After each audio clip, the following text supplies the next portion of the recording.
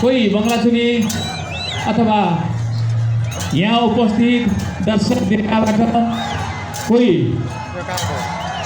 कसैलाई यो स्टेजमा मैले कुनै गीतमा नाच्न पाए हुन्थ्यो, मैले कुनै एउटा गीत गाउन पाए हुन्थ्यो भन्ने कसैलाई लागेको छ भने सुटुक्क आएर मलाई सम्पर्क गर्नुहोला।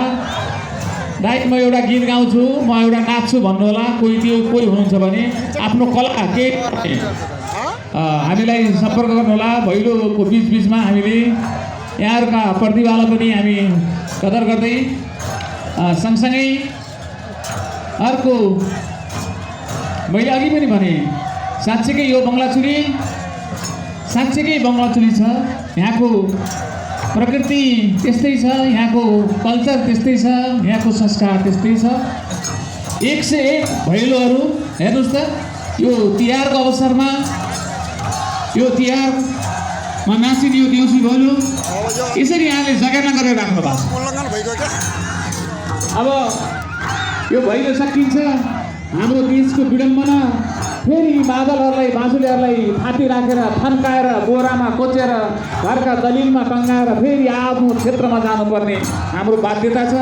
के गर्ने, आफ्नै गाउँठाउँमा यसै गरी नाच्दै कमाउँदै हाँस्दै रमाउँदै गर्ने अझै पनि त्यस्तो वातावरण छैन र अब त्यो दिन आउँदैछ भन्ने कुरा यही संस्कृतिले देखाइरहेको छ। जुन भैलो हेऱ्यो त्यही साँच्चीकै बङ्गलाचुलीका सबै 8वटै उत्कृष्ट हाम्रा समूहहरू जसले यो संस्कारलाई बचाइराख्नु भएको छ। यो चिज हाम्रा पछिका भाइ बहिनीहरूले पनि सिक्नुपर्छ। भाइ बहिनीहरू पनि सिक्नु भएको छ, पछि आउनु भएको छ, हल्ला गर्नु भएको छ। साँच्चीकै कसरी बजाउने, कसरी गीत गाउने, कसरी के गर्ने, सबै कुराहरू तपाईँहरूले पनि सिक्नुहोस् र यो संस्कार संस्कृतिलाई बचाइराख्नुहोस्। धेरै धेरै धन्यवाद छ। यो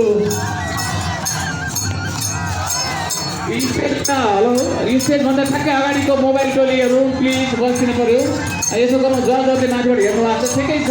हाम्रै भैलो खिच्ने मजाले खिच्ने हो, भिडियो हाल्ने हो। ओहो कस्तो राम्रो नाचेको कहाँको भैलो भन्नु न, मान्छेहरूले कमेन्ट लेखुन्। कहाँको हो भनेर लेखे भने यो दाङको बङ्गलाचुलीको हो भनेर लेखिदिनुहोस्, रिप्लाई गरिदिनुहोस्, प्रचार गरिदिनुहोस्। कति पनि यो ऐतिहासिक महोत्सव, यो एकादशी भैलो महोत्सव यो पालिकाले हरेक वर्ष गर्दै आएको छ। पोहोरभन्दा कराएर भन्दा पोहोर भन्दा अहिले